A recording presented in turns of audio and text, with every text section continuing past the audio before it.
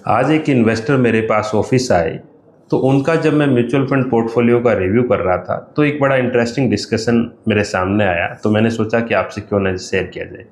उन्होंने मुझे बताया कि उन्होंने 1 साल पहले 32 लाख रुपए में एक प्लॉट खरीदा और 1 साल बाद उन्होंने 40 लाख रुपए में बेच दिया। यानी 32 लाख पे 8 लाख रुपए का प्रॉफिट हुआ 1 साल के अंदर अंदर। तो करीबन 25% का CAGR compound annual growth return उनको हुआ।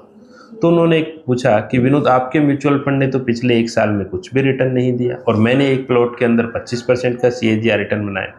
तो मेरा उनको बोलना था कि सर, जो आज आपके पास ये 32 लाख रुपए आए, अब आप इसका क्या करेंगे? तो उन्होंने कहा, विनोद, मैं कोई अपॉर्चुनिटी का वेट करूंगा, तब तक पैसे को घर में ही रखूंगा। तो मैंने कहा, अगर ये पैसा 6 महीने आपके घर में पड़ा रहा तो ये 25% का रिटर्न जो है वो गिर करके 16% CAGR रिटर्न रह जाएगा।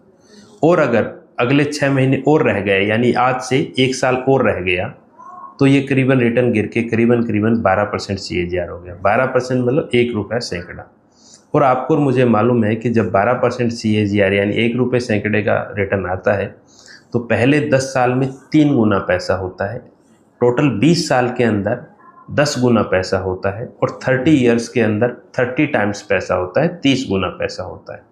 तो मैंने उनको एक बड़ा ही आसान भाषा में एक बात कही कि सर, एक बार रिटर्न निकालना बहुत आसान है। 20%, 25%, 50% का रिटर्न निकल सकता है 12 महीने का, 6 महीने का, लेकिन उस रिटर्न को 10 साल, 20 साल, 30 साल के लिए बरकरार रखना बहुत बड़ी बात है। और हिंदुस्तान में म्यूचुअल फंड के फंड मैनेजर का ये ट्रैक रिकॉर्ड है कि वो 12-15% के रिटर्न 10 साल, 20 साल, 25 साल तक के लंबे ट्रैक रिकॉर्ड के अवेलेबल हैं हिंदुस्तान में, जिन्होंने बनाया है। तो मेरा मैसेज क्या है? सिंगल टाइम आप रिटर्न निकाल सकते हो सकता है आपने एक शेयर खरीदा हो, वो 6 महीने में डबल हो जाए और आपने 100-200% का रिटर्न कमा लिया हो, लेकिन क्या आप 10 साल, 15 साल का एवरेज CAGR रिटर्न निकाल सकते हैं 12-15%? वो फंड मैनेजर काम करता है कंसिस्टेंसी से, बिना कोई मगजमारी के, बिना कोई टाइमिंग करे।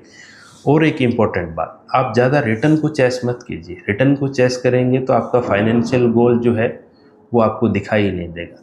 मान लीजिए आज आपने 1 लाख रुपया डाला और उस पर 20% का रिटर्न आया तो 20,000 रुपये हो। वहीं पर अगर आपने 10 लाख रुपए का इन्वेस्टमेंट किया और उस पर अगर 12% का भी रिटर्न आया तो वो 1,20,000 हुआ।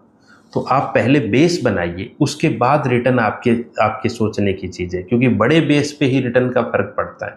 अगर आपका बेस ही बहुत छोटा है, 2-5 लाख रुपए का, 1 लाख रुपए का है, तो आपको कोई ज़्यादा फर्क ही नहीं पड़ने वाला। तो उम्मीद करता हूँ मैं मैसेज आपको कन्वे कर पाया। Thank you.